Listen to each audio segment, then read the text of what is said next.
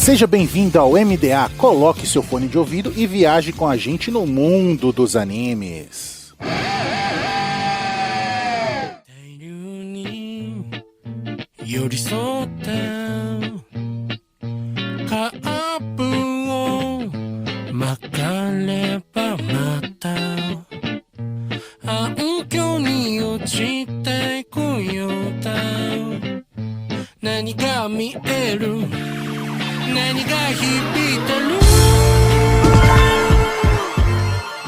E estamos no ar com o MDA. Seja um navio pirata ou uma nuvem voadora, viaje com a gente no mundo dos animes. E nesta semana vamos viajar no mundo de Old Taxi.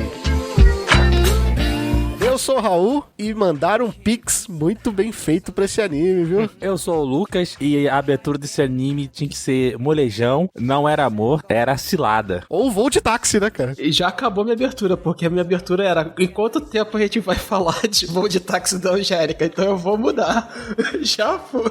Eu queria ser bem sincero, mano, que antes de começar eu pensei, eu vou cantar o voo de táxi na abertura, velho. Mas eu pensei, não, mano, vai ficar muito feio, né, velho? Aqui é o Carlos e bem-vindo ao melhor anime de 2021. Olha aí. Polêmico. Se não for pra ser polêmico, eu nem venho, irmão. Não acabou ainda, mas ele pode estar muito certo. Bom, eu sou o Guaraná e voo de táxi... Não, peraí. Era essa a abertura, sabe? Tipo, eu não consegui pensar nada depois disso, como sempre. Não foi mal, galera. Ele bugou no voo de táxi, tá ligado? Exato, mano. Ô, Guaraná, você tem a coisa mais importante do mundo pra referenciar o de táxi, que era como a gente referenciava ele lá no Catum, que é um anime do Agostinho Carrara, irmão. Pelo amor de Deus. Caraca, mano. Peguei chance, né, mano? Inclusive, tá tocando o voo de táxi. Ah, não.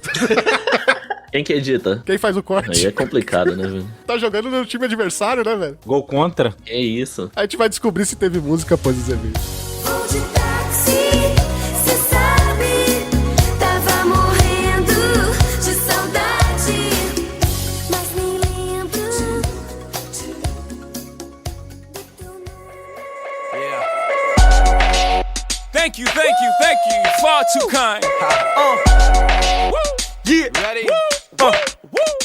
Can I get an encore? E mais uma semana de e-mails e recadinhos do MDA. Sempre agradecendo os nossos parceiros do Catum, Grindcast, OPEX, Papo Nerd com Elas e o canal do YouTube Guizão Voador. E claro, agradecendo sempre o apoio da Anime Hunter na Galeria Sogo, terceiro andar, ou no site www.animehunter.com.br. Lembrando sempre que vocês podem usar o cupom NSV Mundo Geek e ganhar 10% de desconto nas suas compras em mangás. Nós também temos o apoio da Crunchyroll, o maior streaming de animes do Brasil, e da Rádio J-Hero, onde estamos todo domingo às 4 da tarde. Now what the hell are you waiting for? E voltamos com os e-mails, que já virou mensagens do Spotify, né? O pessoal aderiu mesmo, né? Prático, né? A pessoa já tá ali ouvindo, já manda mensagem, né? Exatamente. Vamos começar a ler? A primeira mensagem é sobre Arcane, né, Lucas? Sim, a mensagem do episódio 22, Arcane, League of Legends, Ultrapassando Fronteiras. A mensagem é do Odair, e como você falou, veio do Spotify. Ele diz o seguinte: não vi Arcane ainda, e só verei se esse podcast me convencer, porque eu achei ele muito feio. Calma, não a animação, mas a escolha das cores. Parece que minha TV tá pobre de suja toda vez que eu vejo um trecho. Cara, é o traço, sabe? Eles escolheram um traço, um design um pouco diferente, sacou? Mais parecido com o game, inclusive, né, Lucas? Não, eu não achei com o game não, cara. Eu achei mais diferente, tá ligado? Eu achei um conceito talvez mais parecido com uma HQ viva, saca? Ficou legal. Mas realmente causa estranheza. Aquele tipo de animação que é diferente e causa estranheza, mas depois, sei lá, da metade do episódio já tá acostumado. E conta pra gente o que você achou aí do episódio. O episódio te convenceu? Também temos a mensagem do episódio 21 de Bleach, né? A Soul Society no ritmo da nostalgia. E a mensagem do The99, ele diz o seguinte: a humanidade evoluiu para chegar em Bleach. Melhor obra de todos os tempos. É o 20 da Catum, pode ter certeza. E na toa que teve um 10, né, o Bleach. Então, assim, ele não está louco. Talvez nós estávamos, mas enfim. Um pouquinho, né? Vocês foram enganados pelo Carlos. Cara, podia ser pior, a gente podia ter feito isso com Sal. Bleach ainda tem um quê ali emocional, sabe? Se fosse com Sal, aí realmente estaríamos enlouquecidos. Mas por enquanto é só. Então, Lucas, já se prepara pra gente falar de obra boa de verdade. Separa o seu dinheirinho, porque agora a gente vai de táxi.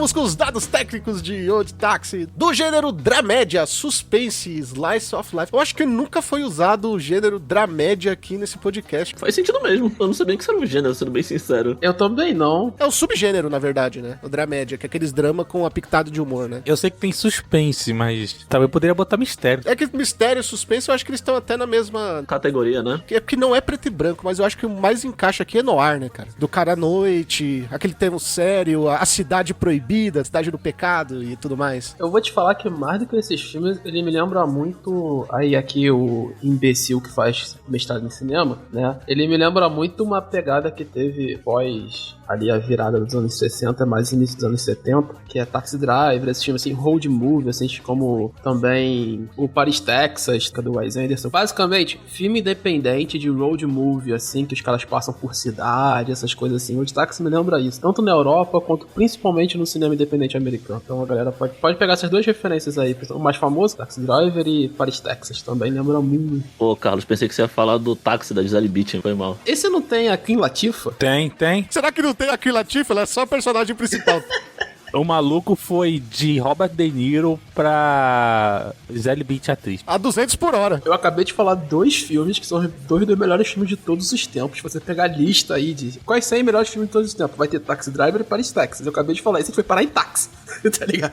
Exatamente.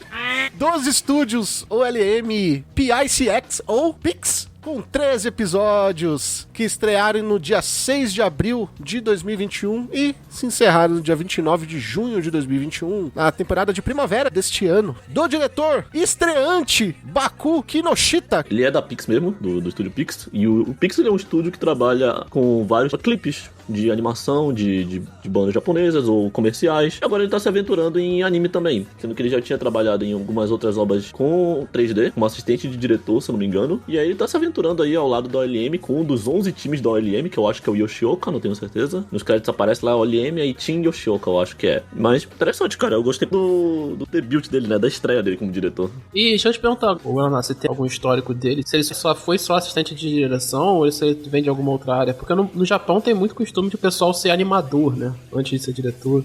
Sim, ele trabalhou em obras 3D, mas eu acho que em Odd Taxi ele é também fazendo character design e em animação mesmo, sabe? Tipo, ele bota a mão na massa também na animação. Mas ele parece ser uma pessoa que entende bastante de 3D e de design também. Ele faz uma construção aqui, Odd Taxi, de narrativa, de direção e tudo mais e tal, que não é nem um pouquinho comum pra anime. É uma discussão que o Lucas lá no Nakatoon tem muito disso, que é tipo assim, normalmente no Japão, animador sobe pra ser diretor. Então por isso que a gente vê muita coisa parecida. E quando você vê a mão de uma pessoa que não é animadora se tornando diretor no Japão, você consegue ver algumas coisas diferentes. Quando o cara foi assistente de direção por muito tempo, depois ele torna diretor, ou quando ele foi roteirista, ele se torna diretor, esse tipo de coisa, tu vê que tem uma diferença muito grande. Concordo demais. É estranho, sabe? Até a gente pode deixar isso pra depois se quiser, mas no próprio sentido de produção, até na parte, sabe, de dublagem, a gente teve umas diferenças aí que a gente não vê muito em anime, sabe? Dá pra ver que o processo deles por trás de Odd Taxi foi um negócio bem diferente, sabe? Isso vai desde, como o Carlos já fala assim, roteiro, até passando, por exemplo, com a opening. A opening, por exemplo, não é algo que você vai ver em muito anime por aí. Da abertura, né? Que também tem um outro estilo de animação, uma pegada totalmente diferente, que até combina com o que a gente descobre no final da história, né? Sim, cara. É bem louco isso. A abertura em si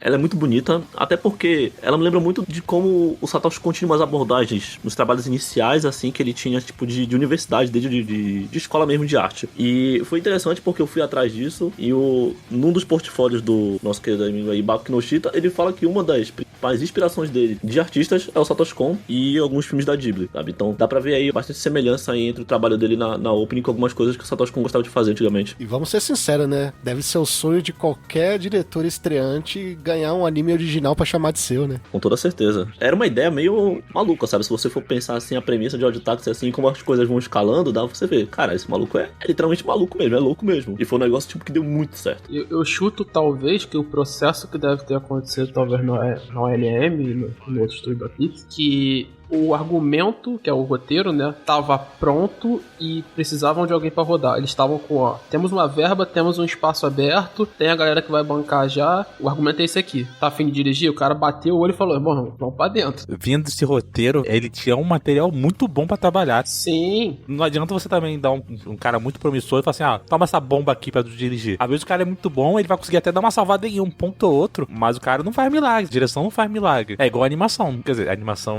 dá pra falar que faz alguns milagres sim, mas o diretor não vai conseguir moldar a história, né, de uma forma, ele consegue trabalhar um pouco na narrativa, talvez. O público vai ver, é muito da mão do diretor. Na questão da narrativa, né, a história, o enredo em si é roteiro, tem o que o cara fazer. E sim, também, por exemplo, já puxando já um assunto de um anime que pode ser o grande adversário dele como melhor anime do ano, que é o Osama Ranking. Se você pegar o material original pra ver, tem um roteirinho ali que é legal, que é o mesmo roteiro do mangá, e aí eu digo que é muita mão da direção e do argumento também. Eles modificam muito a história que tá no mangá, até porque o mangá é muito mal desenhado. Eu tô fazendo um exemplo de uma adaptação. Nesse caso aqui, a parte visual pra gente, que é uma parte até que grita bastante, eu acho que no destaque, que é a forma como o cara dirige, os planos que ele encontra e tal, como é que vão narrar esse tipo de coisa, isso aí vai muito mais além do argumento, por isso que eu tô brincando com esse sentido, que talvez o argumento já tivesse pronto, o conceito da história tivesse pronto, e ele foi lá, deu o espetáculo dele, começaram a arrumar, e a partir daí ele introduziu o dele, por isso que eu imaginei isso, mas também não quer dizer que ele não tenha metido a mão no argumento, esse tipo de coisa, provavelmente também. Durante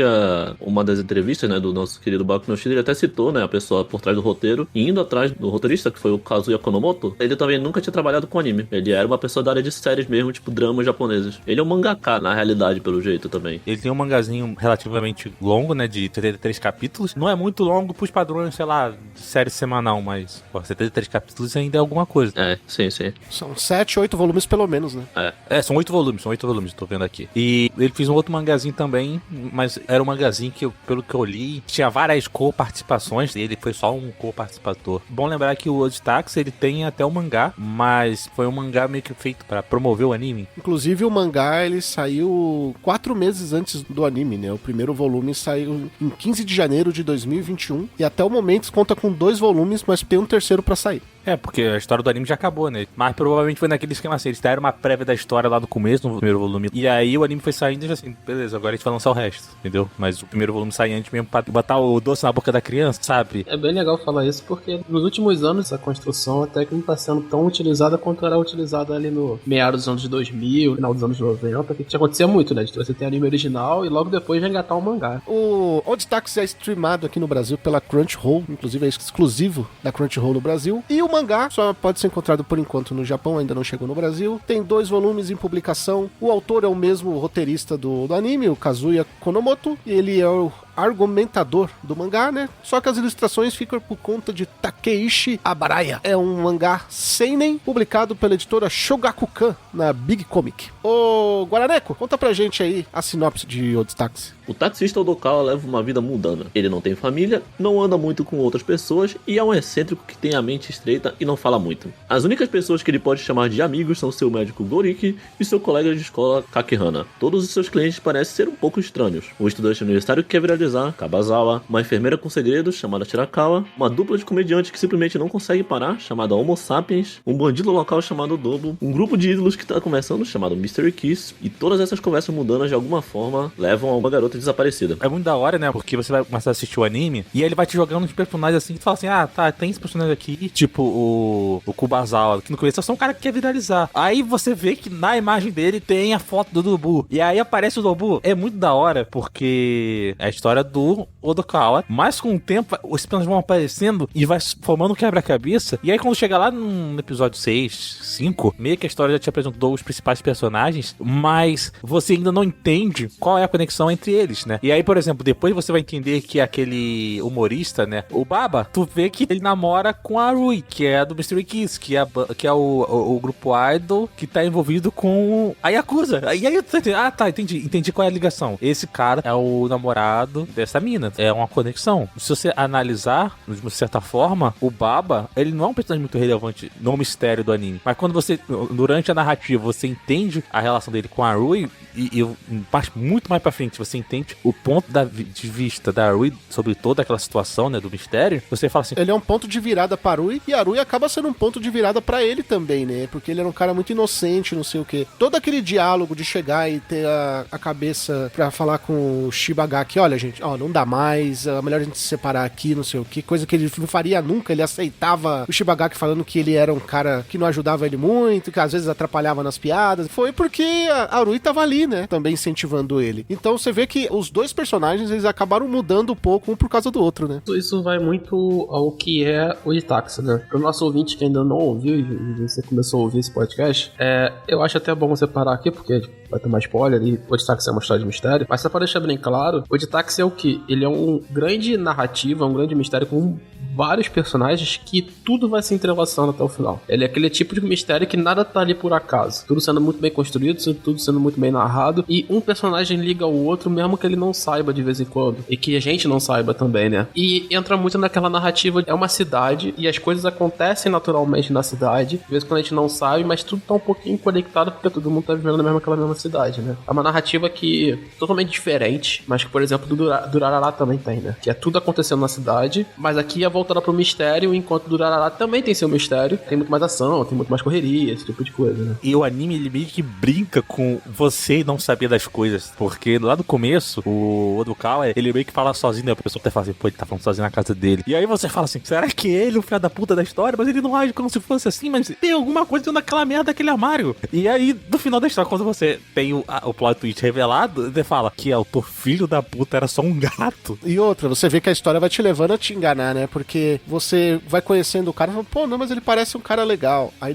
daqui a pouco tem a conversa dos dois policiais irmãos falando, não, ele é um mentiroso compulsivo. Aí depois aparece o médico dele, o Goruki, falando, não acredita em nada do que ele fala porque ele é mentiroso. Então a história vai te sugestionando a não acreditar no Odokawa, né? Fala, não, peraí, até onde que ele realmente é um cara legal, ou ele simplesmente é um grande mentiroso ali, ele só tá tirando sarro de todo mundo dentro daquele táxi e é um grande vilão. Só que aí, aos poucos, a história ela vai te dando alguns toques, né, que alguma coisa tá errada. Por exemplo, a história começa com pessoas, né, com animais antropomórficos. Só que tem várias pessoas ali, tem vários animais que são gatos. Só que daqui a pouco começa a aparecer alguns gatos na rua, gatos mesmo. Aí você fala, pera, como que tem gato humano e tem gato? Aí você começa a falar, será que é um erro da história? Não é, sabe? A história aos poucos te dando uns toques, falando, ó, tem alguma coisa estranha. Ela querendo te incomodar, ela apontando o dedo pra você. Desde o começo, o doutor fala assim, ó, tem alguma coisa errada com esse cara aqui. Que, acho que no episódio 1 ou 2 já aparece uma foto de um exame médico, sabe? De acho que uma tomografia, não sei qual é o nome daquele exame, uma ressonância, sei lá.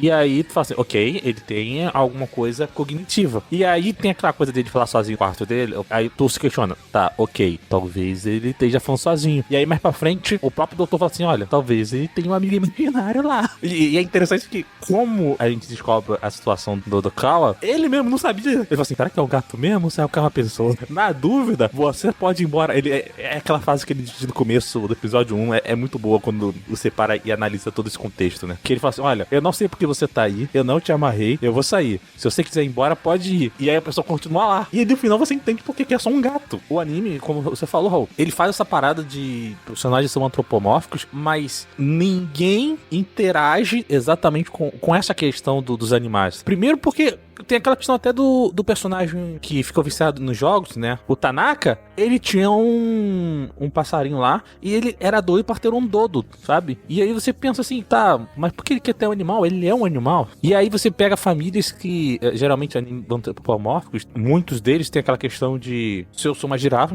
os pais são uma girafa, né? Meus avós são uma girafa e você vê que os casais não são assim. O único caso de parentesco que realmente todo mundo é do mesma raça são os dois irmãos, né? Os Daimon, né? Que o pessoal até brinca, né? Que é o Daimon mais velho ou o Daimon mais novo, né? Então tem umas paradas assim que o anime meio que te põe numa situação de que você fica no mínimo curioso. Isso que você falou, Lucas, me faz lembrar uma parada do anime que essa ideia de que o cara, tipo, ele era um animal porque ele quer um pássaro. Isso também faz a gente questionar a existência do jogo lá, ser um jogo de zoológico, tipo, em que você meio que cuida de animais, tá prendendo animais, sendo que você é um animal. Como o Raul falou, o anime realmente te põe em umas situações assim que, se você tá assistindo anime no automático, isso é uma coisa muito importante de se dizer. Tem anime que tu assiste meio que no automático. Aí tu fala assim, sei lá, tipo, Beastars. Beastars tem um relacionamento entre um lobo e uma coelho. Aí tu fala assim, não, mas é só uma licença poética, né? São dois animais diferentes, tudo mais. Dá pra ter. Tu fala assim, ok, um coelho com um lobo é um pouco estranho quando eu penso nos animais, mas quando são antropomórficos eu vou relevar, entendeu? Só que, de novo, eu sempre penso, tá, mas Beastars tem uma questão social por trás disso, né? Ali não tem essa questão social dos animais, se você parar pra analisar. E os personagens, entre eles não falam como... Eles não tem interação entre eles com a relação de animal, tu não vê isso. O único personagem que faz essa questão é o próprio Odokawa, que ele fala, quem era aquela pessoa? A gata malhada. E aí o anime, de novo, ele vai te dando dicas, né? Tem aquela questão que ele sempre grava quem é aquela pessoa, mesmo no meio da multidão, né? Ele fala que é muito bom em achar pessoas no meio da multidão, né? A pessoa, você vê a aura? Não vejo a aura, só... É mais ou menos isso. Não é porque isso, é porque ele gravou a pessoa como um animal, então ele acha que o fulano de tal é um gorila. Então quando eu vou procurar uma pessoa, eu vou procurar um gorila, não vou procurar uma pessoa. Tem uma narrativa dele conversando com o médico, né, com o Goruki, e aí o Goruki pergunta pra ele, como é que você me vê? Aí ele fala, como um gorila. O Oditax, ele é tão bem construído que o jeito do Odokawa ser, que é esse jeito meio... Sei lá, ele só é ranzinza, né? E ele tem as respostas assim, na deixa, assim, ele vai dando direitinho, ele vai fazendo uns negócios assim. E ele tem esse humor ácido, né? Então, tipo, quando ele pergunta isso e o Odokawa responde na cara dele, tipo assim, uma coisa que a gente tá vendo que é óbvio, tipo, você é um gorila. Pra gente é só comédia. E enquanto isso a narrativa tá sendo construída de outro jeito. E pra mim o melhor de Oditax é que toda essa construção que todos vocês falaram até agora, né? Mas principalmente o Lucas, ela é inicialmente secundária. Ela só é realmente você catando as pistazinhas que você vai entendendo durante a construção inteira. Por quê? Porque a narrativa principal é uma história de mistério a qual uma garota sumiu da cidade, entendeu? E isso é apresentado no jornal, no rádio, na rádio, esse tipo de coisa. Então, na verdade, a principal trama que você vai acompanhando, que você vai querendo chamar atenção, que parece que é a trama policial principal, é o do sumiço da garota. Mas ali no meio dessa trama tem várias outras tramas que eles vão deixando essas pistas. E esse é o charme de Oditax. É um roteiro muito bem construído que atravessam inúmeras paralelas, inúmeras camadas do próprio roteiro. Tem até uma tática meio de ilusionismo. O legal de Oditax é que existem três coisas. Primeiro, tem essa questão do Odokawa, mas que é terceiro plano, nem segundo, terceiro plano. E aí você tem essa questão do negócio da garota, mas ali no miolo da história, você esquece isso, porque você pensa, não, agora a minha história é sobre o tal do roubo ao banco, de como eles vão sair daquela situação do roubo ao banco. E aí no final você entende que tá tudo conectado, e é fantástico, porque, beleza, o cara lá que era o pai da menina é o mesmo cara que era o juiz do Baba e do outro gordinho lá, esqueci o nome agora, mas, enfim, é legal tu ver, tipo assim, cara, olha quem era o maluco, entendeu? Mas isso é a magia de um bom roteiro escrito, óbvio, mas principalmente de uma boa direção, entende? Que é eu poder contar várias narrativas, eu poder contar várias histórias, e como é uma história de mistério, eu indico o caminho que eu quero que você siga, entende? O diretor faz isso o tempo inteiro em Oditax. Ele começa a te narrar uma coisa, que ele depois vai te narrar outra, e você não vai percebendo as coisas importantes, as deixas. Por exemplo, a narrativa toda da alpaca lá, a alpaca capoeirista, que é uma das coisas mais maravilhosas desse anime. A musiquinha que toca quando ela tá fazendo a dancinha. A Shirakawa. A narrativa dela no início parece uma coisa de piada. Tem um problema, porque ela é a introdução do universo do Dobu ao Odokawa, todos os acontecimentos do Dobu, como é que o Dobu ganha dinheiro, como é que ele trabalha e tudo mais e tal. E, na verdade, ela é a introdução, futuramente, do roubo de banco, porque é a partir da Shirakawa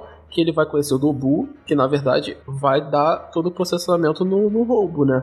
Então você tem toda essa construção. Tem que lembrar que ele só aceita roubar o banco em troca de, principalmente, liberar a Shirakawa da dívida, né? Então você tem todas essas narrativas que são vários subplots, cada pessoa. Por isso que os personagens são densos, por isso que o roteiro é muito bem construído. Porque, além dos personagens terem as próprias características, que já vem muito apresentado nos animais que eles são, porque aqui é um ótimo trabalho de character design, que é o quê? Character design, vamos falar melhor. Que os animais representam muito do que é a personalidade das pessoas ali nesse caso, né? Então, quando você pega isso e você começa a construir as narrativas de cada personagem, dando subtextos pra eles, e cada um deles vai crescendo a própria obra, e você tem várias narrativas já na obra, cara, você pega um roteiro muito espaçado, muito grande, muito bem dirigido, muito complexo. E aí você vai crescendo essa história, até o ponto onde a gente chega no final. E aí a gente termina com a sensação que tudo é bem pensado. E um roteiro bom é isso. É muito interessante como eles conseguem, aos poucos, e conectando ali todo mundo na mesma teia, né? E você descobre no final que, na verdade, o grande personagem da história é a própria cidade, né? Na questão da cidade viva, né? E as pessoas que circundam essa cidade, e cada pessoa tem sua importância. Sabe daquela lenda da moeda que cai no chão e uma pessoa pega essa moeda e passa na mão de tantas pessoas até chegar ao fim da sua vida? A história é mais ou menos sobre isso, sabe? É sobre um crime que levou a outros crimes e que seu retorno passa na mão de muita gente, e a maioria delas sem saber, né? Você tem ali o cara que só tava querendo finalizar, aí você tem os comediantes, tinha o velho que foi enganado pela novinha, e tá todo mundo ali no mesmo enredo, cara. Teve esse caso da novinha, né? Da Shiro, né? Que, por exemplo, ela parece uma parada que não fazia muito sentido na história, se você parar pra analisar assim. Mas quando você descobre a questão do grupo de extorsão e tudo mais, aí tu entra outra dúvida, porque você pensa assim, tá, beleza, ela tem uma ligação com esse grupo de extorsão, mas por quê? Por que ela tá nisso? E aí depois você descobre que tá mais lá pra trás. E você vê que é tudo tão conectado, quando você conhece o trio de idols, primeira coisa que você pensa, pô, por que as duas de trás estão usando máscara? Aí você descobre no final porque a Yuki usa a máscara, né? Porque ela está no lugar da outra pessoa que sumiu, né? Da outra integrante desaparecida. Aí eles usam isso, já que as duas estão usando máscara, já usa isso como exemplo pra Shino. Como a Shino não mostra a cara dela no grupo, né? Ela pode trabalhar nesse esquema de extorsão sem ser reconhecida. Tanto que demorou até pro próprio Odokawa, que viajou não sei quanto tempo lá com a foto das idols no carro, perceber. Foi o momento que ele deu um estalo que ele foi salvar, inclusive, o Kanihana, né? Que é o Wade, né? Que é o velho que tentou pegar a novinha. É, o maluco tem 41 anos. Ia dar merda, mano. Quando teve a questão do Kakihana com a Shiro, primeiro eu tive raiva. Se põe no seu lugar. Aí depois eu fiquei com pena. E depois eu comecei a rir da cara dele, que é um otário mesmo, né, mano? Tava muito na cara que ela tava zoando com a cara dele. É um negócio de acreditar, Lucas, porque você tem dois pontos de vista no mesmo anime. Você tem o cara que se entrega ali a paixão, porque ele tem uma conversa com o Odokawa, onde o Odokawa fala que nós somos dois caras que dificilmente vai casar porque a gente não é bem visto pelas mulheres. E aí ele vai lá e confirma, é verdade e tal. Aí o que acontece? Duas mulheres aparecem na vida dos dois. Uma é de verdade, só que o Odokawa até o final não acredita. Até o final o Odokawa não acredita no amor da Shirakawa. Mesmo que a Shirakawa mostrando de todos os jeitos, até com a voadora carpada de capoeira, que gostava dele. E você tem o Kakihana que decidiu se entregar sem muita prova da menina, porque ele viu a menina de 18 anos e falou, caramba, mano, tô bem pra caramba, né? Mas a parada do Kakihana, velho, sabe qual é o pior? É porque era muito óbvio. O Odokawa até fala isso pra ele, porque tem uma cena que o Odokawa, ele estranha o fato do interesse da menina, e aí ele pega a força o celular da mão do Kakihana, ele fala assim, tu não ganha 20 milhões de... acho que é 200 milhões de ienes por ano. Tu não ganha isso. Só que ele fala, deixa eu sonhar, deixa eu ser feliz, sabe? Tipo, vai dar merda, mano. É óbvio, uma hora a menina vai descobrir que você não é isso aí. Ele tentou ser o malandro. O cara que acha que é o malandro, geralmente ele é o mais otário. Sabe pra mim qual é o grande espetáculo das construções de personagens? Todos os personagens de Odd Taxi podem ser muito reais. Eles são arquétipos de pessoas que você vai conhecer na sua vida. Porque a gente pega o Kakihana, cara, eu conheço pelo menos uns 10 malucos que, tipo, não é igual o Kakihana, mas que, tipo, ia pra balada e metia uns caô louco pra cima das minas. Eu não tô brincando, cara. Eu conheci um moleque que ele começou a estudar inglês pra ele meter um louco que ele era gringo. Por causa disso, pra ele pegar a mina na balada. Acontece isso na vida. Vários personagens desses são muito reais na tua vida. O próprio Odokawa é um cara que dirige um carro que ele é ranzinza. Quantas vezes você já não pegou um Uber que é assim? E é isso. E eu acho que é isso que deixa cada vez mais palatável a construção de Odd Taxi. O bom roteiro da história como um todo e o bom arquétipo de todos os personagens. Todos os personagens têm arquétipos definidos, construção muito bem feita sobre plots e conforme vai passando a construção da obra, o que vai acontecendo? Você vai mudando sua percepção sobre como eles. Achei muito engraçado o Lucas falando, uma hora eu achei isso, outra hora eu achei aquilo, e outra hora eu já tava rindo da cara dele. E, por exemplo, tem um momento que acontece isso com a Shirakawa. Você tem o primeiro momento que ela tá precisando da grana e tudo mais e tal, que ela roubou o bagulho lá. Ó, puto, o Goruki é maneiro pra caramba, mano. Uma gente boa. Ela vai lá e rouba. Aí o Odokawa descobre. Ela se sente mal. E aí, tipo, tem toda uma construção meio de redenção pra ela. E todos os personagens a seguir da obra tem meio esse vai e vem, que você não consegue entender muito bem se eles são bons, se eles são ruins. Alguns são um arquétipo meio escroto, assim, que os caras deram. Pra mim deram mole, como é o Yano, que é o maluquinho do rap. Mas só é engraçado uma parte do Yano que quando dá a merda do dinheiro. Ele para de fazer rap. É muito bom. Aí o amigo dele fala assim: ô Yano, tu parou de fazer rap? Ele, roubaram nós. Não é hora de fazer rap. O que você falou, Carlos, é a questão de trazer realidade pros personagens, né? O que você falou no começo. É uma coisa que você vê no dia a dia. No dia a dia a gente não vê uma pessoa que é boa, uma pessoa que é ruim. Todas as pessoas são cinza, né? E os personagens são todos cinzas. Eles têm seu lado obscuro ali e eles são pessoas que vivem no dia a dia, que às vezes tem que fazer cara boa pras pessoas como não quer fazer e às vezes realmente gosta das pessoas que quer conversar e às vezes fazem coisas erradas porque precisa fazer. Você falou do exemplo da Shirakawa, agora você vê também o próprio exemplo do próprio Yamamoto, né? Que é o gerente ali das meninas do grupo, né? Você vai conhecendo toda a história, o cara metido na máfia, o caramba 4, e quando vai ver, tudo que ele fez é porque ele realmente acreditava nas meninas. Ele realmente acreditava que aquele grupo daria certo. E quem ferrou ele no fim das contas foi a própria morte da menina, né? Sem sacanagem, não sei vocês, mas eu fiquei muito puto quando eu não descobri quem matou a mina. Aí eu falei assim, ficou um buraco aí na história. Quem que matou a mina? A mina apareceu morta lá do nada. E aí é a última pessoa que tu esperava. E fazia assim, fez sentido toda a reação dela, por isso que a mina aceitava tudo. E é o pior, a mãe dela aprovava isso. E ela meio que já fala no anime assim, né? Que ela faria de tudo pra estar no grupo, tá? Tipo, ali a ideia na cabeça. E ela literalmente fez de tudo mesmo. Até ela dizer isso, até aparecer ela falando com a mãe dela, tendo aquele diálogo, eu nunca apostaria nisso. Nunca. O anime te pega no contrapé. Esse negócio da mãe dela, a gente não sabe se é verdade no final ou se ela é só uma psicopata louca. Por quê? Porque já teve uma construção que eu acho que é um dos melhores episódios do ano, que é o episódio que o Tanaka fica biruta, né? Que é um maluco lá que ele quer o Dodô, né? Aquele que é o moleque da borrachinha e tal. E a gente já conseguiu perceber que pessoas podem ficar birutas, malucas nesse anime. O Tanaka, ele é um paralelo do próprio Odokawa, cara. Ele acaba indo por outro caminho, mas o que acontece com eles é muito parecido, né? O Odokawa, ele tem o negócio do pai dele trair e deixar ele no zoológico, né? E ele vê aquilo errado e aquilo consome ele, não sei o que, até que chegar a morte dos pais e ele começa a ver as pessoas como animais por causa disso. Por causa de um trauma e por causa da questão do acidente em si. E aí ele começa a ver as pessoas por causa de animais, por causa de tudo isso, né? O fato de ele só se sentir em paz quando ele tava no zoológico. Aí você vê o Tanaka. O Tanaka, ele só se sentia em paz lá quando ele tava vendo os bichinhos lá, o Dodô, quando ele tava jogando aquele joguinho dos animais e não sei o quê. Tanto que quando tiraram isso dele, o cara virou um psicopata louco. É aquela construção da sociedade que o Odokawa, aí, como você falou, eles são paralelos, mas ao mesmo tempo eles não se cruzam, né? Eles não são iguais. Então, tipo, o Odokawa, mesmo depois de todo esse acidente, ele nunca buscou a aceitação. Ele sempre afastou as pessoas. Enquanto o Tanaka, pelo contrário, ele queria as pessoas próximas e ele queria sempre a aprovação das pessoas. Então são dois paralelos que acontecem. E são pessoas que vivem na vida real. E o Odokawa, se ele, talvez, se a morte dos pais deles não tivesse sido um acidente, se tivesse sido alguma coisa de alguém acertando o carro do pai, da mãe dele, e o carro ter capotado, que nem aconteceu com ele com o celular do Tanaka, talvez o Odokawa crescesse como um psicopata, sabe? Você vê como são pequenas diferenças que mudam a história da pessoa. Que nem, cara, a história do Tanaka, o Tanaka já tava ali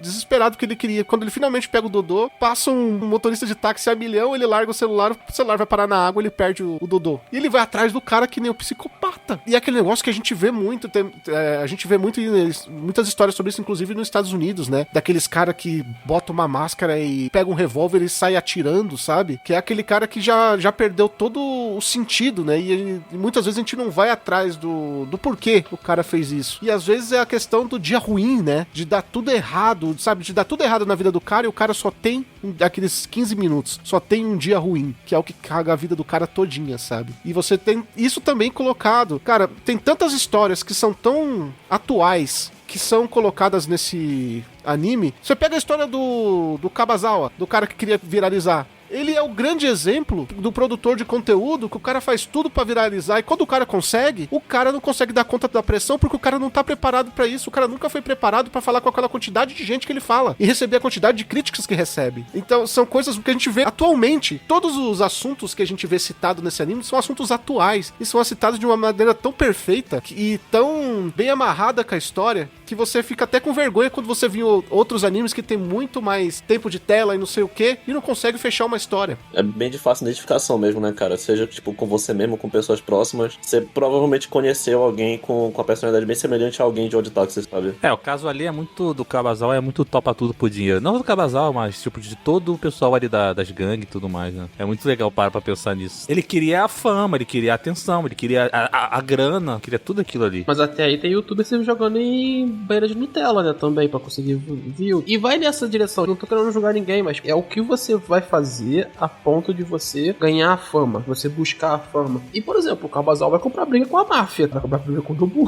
foi maluquice. Mas vai muito naquela vibe, ele não vai chegar até aqui, não vai. Mas é o que o Raul falou, ele não tá preparado pra ter a noção, e eu acho que pouquíssimas pessoas estão preparadas também, e eu acho que é um subplot que aparece em Odd Taxi, que é a repercussão que hoje nós temos nesse mundo hiperconectado. O cara faz isso, ele só tá vendo o view, as coisas boas estão chegando e tudo mais e tal, mas ele não pensa no ruim, ele não pensa na cobrança, ele não pensa que ele tá se metendo com um maluco, que é mafioso, que mexe com tráfico de droga, que extorque pessoas. E no final, vou te falar sincero, o Dobu é uma pessoa melhor que o Kabazal. O cara dá conselho. Sim, ele dá conselho pro Kabazal. Tem um diálogo, acho que no episódio 10 ou 11, que o Dobu fala assim, não, meu chefe só quer arrecadar dinheiro, não sei o que lá. Eu sou assim porque eu só sigo as ideologias do meu chefe. E ele só tem uma regra. E aí o Odokawa foi perguntar qual é a regra. Não posso te falar. E no último episódio tu descobre por que ele não pode falar. Porque o anime todo, o Nobu tá falando assim, ó, se tu não fizer o que eu tô te mandando, eu vou te matar. Só que ele mesmo diz que ele segue a regra do chefe dele. E a regra do chefe dele é nunca mate ninguém. Se ele revela a regra, acabou toda a argumentação dele. Porque o Dobu vivia do mito, né? Do mito que a cidade falava, não. Ele foi um cara que enfrentou um cara que é campeão de artes marciais e venceu o cara com um golpe só. Ele virou a lenda que ele se tornou na cidade, né? Então ele não precisava matar ninguém. Ele só precisava extorquir pelo medo, né? O Yano que quebrou isso. Só que se você analisar depois no final da história, ninguém deles quebrou. Nem o próprio Yano. O Yano teve a questão de ocultar o cadáver, mas não foi o Yano que matou. O Yano, quem matou foi a mina lá. Ele só escondeu o corpo. Então, assim, foi uma parada que você para pensar assim, escroto, óbvio,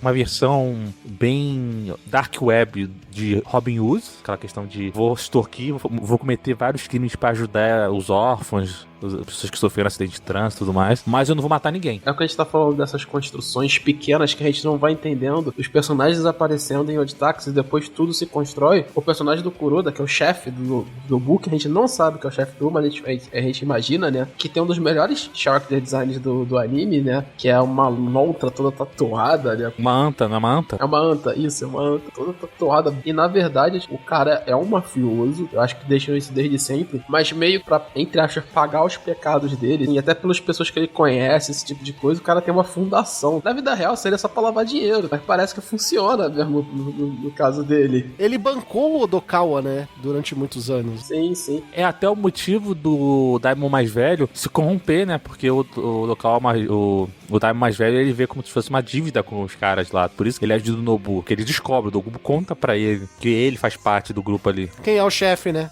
Quem é o chefe e tudo mais. Beleza, faz sentido, mas o Daimon mais novo fala assim, mas ainda é o mal, independente, ainda é mal. É legal porque ele fala assim pro irmão dele, eu te perdoo, eu vou te perdoar. E eu queria que a lei te perdoasse, mas a lei não vai te perdoar, meu irmão. E ele é um personagem tido como idiota, mas esse pra mim é um diálogo assim, bem complexo. Eu te perdoo, não gostaria, mas eu te perdoo. E a justiça não vai te perdoar, mas eu gostaria que ela te perdoasse. Não, e tem vários diálogos assim em Odd Taxi, que eles contestam os acontecimentos, mas que na sociedade é de um jeito não tem o que fazer. Tem vários diálogos que são assim em Odd Taxi, que é da vida. A construção que a gente tem é tão complexa, a construção do roteiro é tão complexa, que você se pega, tem horas como eu acabei de falar, o Dobu, ele é um mafioso, ele usa isso, ele extorca a Shirokawa o tempo inteiro. E chega um momento nessa obra que você curte o Dobu, porque ele vai lá, ele dá o conselho, ele fala, esse maluco tá fazendo merda, como assim? Você vira e fala assim, ele é o parça, ele é um maluco maneiro. Tem um diálogo até disso com o Dodokawa, com tanto com o Gorik quanto com a Shirazawa. E aí ela começa a falar assim, mas ele não é uma pessoa, faz tudo isso, mas ele não é uma pessoa. Aí o Odokawa fala assim, você tá defendendo ele? Tá defendendo o cara que tá te extorquindo, né? Só que depois ele tem um segundo diálogo. Depois que ele passa mais tempo com o Dobu, ele falou assim, eu te entendo. Ele é realmente uma pessoa encantadora. Você conversa com ele, você começa a acreditar no que ele fala. Você começa a acreditar que ele é uma pessoa legal. Porque do mesmo jeito que ele conversou com o Kabazawa, né? Ele é meio que uma voz da razão. Só que ele faz as coisas do jeito errado. Sim, e tanto é que depois quando o Gorik fala, né, que ela errou e tudo mais, ele fala assim, tem a síndrome de Estocolmo, né, ele cita a síndrome de Estocolmo, né, que tipo, ela tinha uma dependência do Nobu e tudo mais, que o Gorik fala assim, ela tinha a oportunidade de fugir, de acabar com aquela situação e não fez. Aí, é interessante você pensar nessas viradas, tipo assim, ela até teve, mas ela tinha uma dependência dela. Eu não sei agora quem é que teve uma conversa de codependência, quem era que falou de codependência? Não era o Nobu com a Shirazawa. Foi o Odokawa, quando eles estavam conversando, eles estavam até se entendendo na pracinha lá. Aí quando ela citou o Dobu, ela meio que defendeu o Dobu, ela fala assim, vocês são iguais, vocês têm uma codependência um com o outro. E aí ele fica bravo e vai embora, né? Acho que é isso aí que o Raul falou mesmo. Tem uma outra parte que é muito legal de se comentar disso, de uma pessoa dependendo da outra, que são os Homo sapiens, né, velho? Que vários dos diálogos deles são muito bons, assim, e você acha que eles são uma narrativa secundária da obra, né? É um relacionamento que claramente acabou, só que eles estão tentando empurrar com a barriga, né?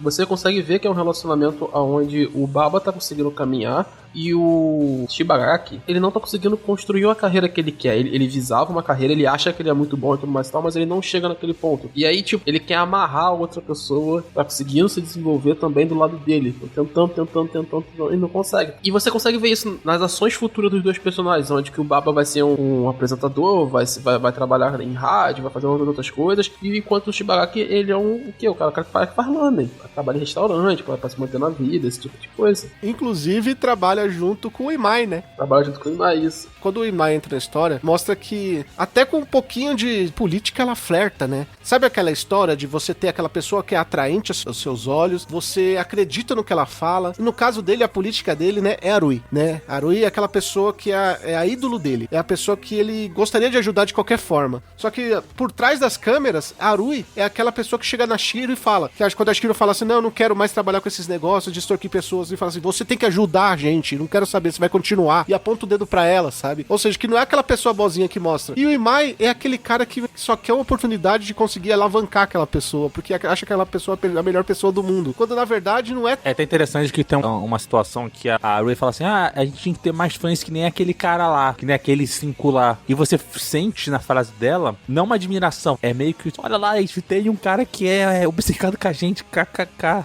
sabe? Tipo, precisamos de mais otários como esse, né? É isso que ela quis dizer. É, tipo, mais otários como esse. Isso.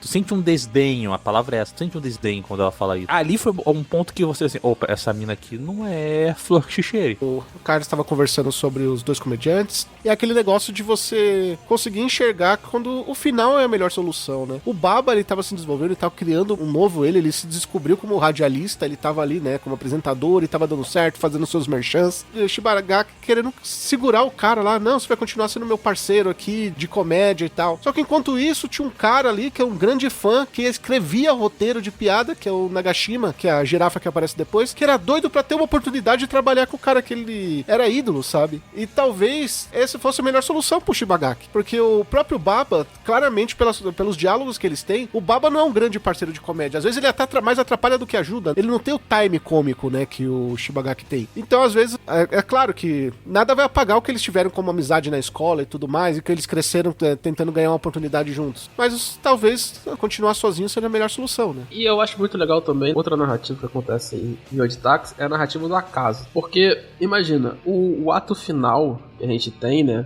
do roubo e tudo mais e tal, ele acontece, entre aspas, por um acaso, que é uma ferramenta de roteiro, no caso, que é o nosso querido Odokawa dá os números que vão cair na Mega Sena, né? Na loteria pro Imai. Ele só pega o número dos armários lá da sauna lá. Exatamente, entendeu? Tipo, é um puta caso que vai se construir. E assim, gente, não acho que, sei lá, alguém se incomodou com esse tipo de narrativa, porque muita gente se incomoda com essas narrativas. Acontecem, são acasos. O acaso acontece na vida. 2, se não fosse acaso, não existia roteiro. O roteiro é feito na base dos acasos. É, o cara que acha, tipo, a arma secreta, a arma mais poderosa. É o Kobe achando o barril do Luffy no meio do mar. Ô, Carlos, Tem algumas referenciazinhas aí na história, né? Como a caneta e tal, que a gente só fica sabendo em outra mídia, é isso? Cara, isso é bem legal de se comentar, que eu fui descobrir isso por uns ouvintes nossos lá no Catum, né? O que acontece, galera? Hoje em dia existe uma narrativa, eu vou até me expandir um pouquinho antes de explicar aqui, que é bem legal de fazer isso. É uma narrativa chamada transmídia, que é o quê? É quando você tem uma obra grande, talvez, e você faz várias mídias conversarem com ela, né? É o Kimetsu tendo filme, né? Ali é um pouco mais direto, né? Mas é quando você vai expandir o seu universo, né? Vocês vão lembrar, assim, um dos casos mais famosos, por exemplo, é o caso de Matrix, que teve jogo, que teve Animatrix, por exemplo, que tá acontecendo agora com Blade Runner, né? Blade Runner tem animes, né? Vai ter mais construções, vai acontecer com Duna, né? Que Duna vai ter série. São o quê? Você tem várias mídias conversando em diferentes formatos com aquele mesmo universo e expandindo as histórias, né? Isso é uma narrativa transmídia. E o Editax trabalha nisso também. Por quê? Porque, como o Raul comentou, existe uma outra mídia, que é um audiodrama, basicamente um podcast que a gente está fazendo aqui agora, você pode achar ele no YouTube, que expande um pouco certos acontecimentos. Ele inicia principalmente com o programa dos Homo Sapiens, como audiodrama mesmo, e depois ele vai expandindo para vários acontecimentos. E esse audiodrama, ele saía no meio de alguns episódios, né? Por exemplo, o primeiro audiodrama foi sair ali depois do episódio, entre o episódio 1 e o episódio 2, e ele esticava assim. E qual é a principal característica desses audiodramas? Eles dão uma narrativa, além de eles expandirem algumas histórias de alguns personagens, de uma coisa muito fundamental que a gente não entende no final do anime, que é a caneta, né? E aí tem uma coisa meio mística nessa caneta, que quem tem essa caneta tem um momento de sorte. Por exemplo, o Shibagaki dá essa caneta pro Imai, tanto que os dois trabalham juntos e quem dá pra ele é o Shibagaki. E é depois desse episódio, quando o Imai ganha a caneta, que ele ganha na loteria. Então a caneta é um símbolo de sorte, que passeia por isso aí e chega até o final da mão do... Quem aí viu o final de Editax vai entender. No episódio 1, a caneta tá na taverna da Yamabiko, atrás do Taiko. No episódio 2, tá no táxi enquanto o Homo Sapiens tá indo, né? No episódio 5, aparece com Odokawa entregando pro Yamamoto. No episódio 6, o Imai deixou a caneta cair no táxi do Odokawa. No episódio 7, a caneta pode ser visto em Kenshiro durante o evento do Halloween. Aparece de novo no episódio 10, na mesa do Yamamoto durante a conversa dele com o Odokawa. No episódio 12, em Nagashima tem a caneta durante a rodada do Homo Sapiens da chave do perdedor N1. No episódio 13 final, quem viu o final sabe com quem ficou a caneta no fim das contas. Parece até meio fantasia, a caneta de um episódio, como o Raul falou, ela aparece em algum outro lugar. E essas transições, a pessoa perdendo a caneta, a pessoa dando a caneta pra outra pessoa, esse tipo de coisa, isso vai acontecendo nos audiodramas. Eles vão narrando os acontecimentos que tem na história, e aí você vai entender que essa caneta vai passando na mão de todo mundo, entendeu? E é como o Raul falou, é aquela percepção da moeda, né? Da moeda da sorte. É a caneta da sorte nesse sentido. Tá falando comigo? Tá falando com quem então? Aqui não tem mais ninguém. Chegou naquele momento, né? Eu acho que vocês estão animados pra ele. Eu sei, é o momento que o pessoal mais gosta. Vamos pras considerações finais e nota pra Old Taxi. Eu vou ser bem sincero, eu não esperava nada desse anime. Eu vi o pessoal falando bem, mas deve ser um anime cult e deve ser mais um daqueles animes cult que o pessoal puxa o saco pra caramba. Tanto é que quando eu vi lá na pauta nosso trailer pra gente organizar as gravações e tudo mais, eu falei assim, cara, tá todo mundo falando bem desse anime, vou me marcar aqui, quando forem arrumar de gravar eu assisto esse anime. Aí eu me arrumaram de gravar esse final de semana, falei assim, vou maratonar ele. E fui sem pretensão nenhuma, cara. Sabe que pretensão nenhuma. E aí, cara, foi talvez uma das minhas melhores experiências assistindo anime, assim, nos últimos, sei lá, 4, 5 anos, não sei. Foi muito bom. Foi muito fácil maratonar esses 3 episódios. É aquela história que vai te dar uma comédia leve, mas ao mesmo tempo tem um drama, mas não é aquele drama que vai te deixar incomodado. Não, é um drama assim que você assiste numa boa e você fica ansioso pra resolução daqueles dramas, né? Daqueles mistérios e tudo mais. Descobrir que o mundo não é antropomórfico, na verdade, essa é a visão do Odokawa, foi uma recompensa pra mim, que estava sim prestando atenção em alguns detalhes e achando estranho, mas eu achava, ok, é uma ferramenta, sei lá, um Beastars da vida, tem BNA, tem vários animes que são só antropomórficos. Então eu falei assim, tá, tenho dúvida disso aqui, mas é uma licença do anime, sabe? Do universo do anime. E o anime prova que não, que, ok, é uma doença que o personagem tem, justificada, e que comprova e dá razão para vários dos eventos. Do outro ponto, eu também me senti muito assistindo, em alguns momentos, um episódio, sei lá, de uma série tipo The Man, CSI, sei lá, Psyche, que tinha uma questão de uma resolução de não de um crime, mas de um problema. E aí o personagem fala assim, olha, isso aqui aconteceu por isso, né? Como, por exemplo, do plano do Odd Taxi, né? Que é o plano que o Nobu dá pro roubo do banco. Ou quando o Odokawa, ele diz pra você, ele te explica como ele sabe que tem um GPS no carro. E porque ele sabe que tem um GPS e não um celular. Sabe? Ele te explica, olha, em vários momentos o cara foi atrás de mim, isso não pode ser sorte, o cara foi na minha casa, deu um tiro lá, e pelo processo, a bateria do celular já tinha acabado, então tem que ser um GPS normal. E aí ele fala e pega, você fala assim, ok, não é o cara que teve um lapso de inteligência, é algo justificável. O outro momento que eu me senti muito assim é quando o Nobu, ele conta as armas que tem na arma do Tanaka, e fala assim, não, esse cara só tem 6 balas, mas ele já atirou lá, aí ele não tem arma, eu posso ir de peito aberto que não vai dar em nada. E aí o cara vai lá e atira no Nobu e fala assim, cara, não faz sentido. E aí nos últimos segundos do anime tu descobre que na verdade um dos irmãos, do Daimon mais novo, estava escondido, que ele estava desaparecido, né, naquele momento da história. E ele que atirou. E ele aproveitou daquela situação para ele dar o tiro sem ser culpado. É o personagem mais ingênuo, mas ele foi malandro pra caramba. São várias coisas que, fora o plot twist do final, né, tu descobrir quem é o assassino, né. É um anime assim que me entregou muita coisa que eu tava muito... Qual é a palavra? Me fugiu a palavra. Quando você tem saudade de algo que eu estava muito em falta, sabe? Em abstinência, com fome, sabe? Nos animes. Que é essa questão desse mistério bem feitinho, bem amarrado, dessas resoluções, dessas sacadas. Essa coisa que eu te falei sabe aquela série The Mentalist, que você no final vai te explicando ponto por ponto, só que essas séries são meio maçantes, porque são episódicas, mas essa não foi uma temporada, são 3 episódios e, porra, mano, entrega muito. O Odd Taxi entrega muito, com pouco, muito mesmo. Com pouco que eu digo assim, com poucos episódios, ele te dá uma experiência muito boa. Então, eu vou dar um 10 pro Odd Taxi e quem discordar tá errado. Toda nossa conversa que a gente tá tendo sobre o Odd Taxi, eu acho que faz jus e ao mesmo tempo não faz jus o que é o anime. Eu acho que só vai fazer jus ao anime quem vê. O como você fica maravilhado. E eu vou falar uma coisa que pode ser até soar um pouco estranho aqui, mas depois de estudar audiovisual e tudo mais e tal, entender algumas ferramentas de como funciona anime, o Odd Taxi, ele é quase um anti-anime. O que eu quero falar com isso? Ele não segue as construções padrões de anime. O roteiro dele é hiper bem construído e, principalmente, não é expositivo. O Odd Taxi não te diz em nenhum momento o que está acontecendo. No final, pela narrativa natural de um mistério, ele vai te contar os acontecimentos, entendeu? Mas em nenhum momento ele vira e fala assim, isso está acontecendo por causa disso. Não, você tem que raciocinar todo o tempo, entendeu? É o que o Lucas falou, você tem que ficar atento aos detalhezinhos, às coisas que estão acontecendo, aquilo ali e tal. E isso é o melhor jeito de narrar uma história em audiovisual. Isso é disparado. E o anime não faz isso. O Odd Taxi tem linhas de diálogos maravilhosas. E uma coisa que a gente não chegou a comentar aqui, né, agora que a gente pode comentar melhor, é como são feitas essas linhas de diálogos. Os personagens atravessam um ao outro, e nessa perspectiva que a gente falou da normalidade, de Odd Taxi trazer uma visão que é o acontecimento do nosso mundo pra dentro da própria obra, mesmo ela sendo uma obra que por 99% da obra é antropomórfica nesse quesito, ele é tão real, que o jeito dos personagens falar é real. É o jeito que você ouve aqui a gente no podcast, é o jeito que você vai ouvir você conversando com alguém no bar, com teus amigos, que é um cortando o outro, desenvolvendo conversa, não tá nem aí, e assim, tudo misturado e tal. O Odokawa atravessa todo mundo a todo momento, e é o jeito que o melhor do cinema tem pra apresentar, entende? Então, ele pega todas as partes mais interessantes que outras narrativas utilizam e o anime não utiliza tanto assim. Não estou falando que só ele utiliza. Em suma, assim, como o produto médio não se utiliza e ele faz uso disso, e é por isso que a gente fica tão maravilhado. História bem feita, personagens muito bem construídos, diversas camadas para cada um dos personagens, para cada uma das construções, a forma como é ser narrada essa história, tudo isso diferente, misturado com uma direção e com uma direção de fotografia muito bonita, muito bonita, muito bem feita. Esqueci, por exemplo, que tem alguns detalhezinhos de animação que passam batido, como por exemplo os carros em CG muito mal feito,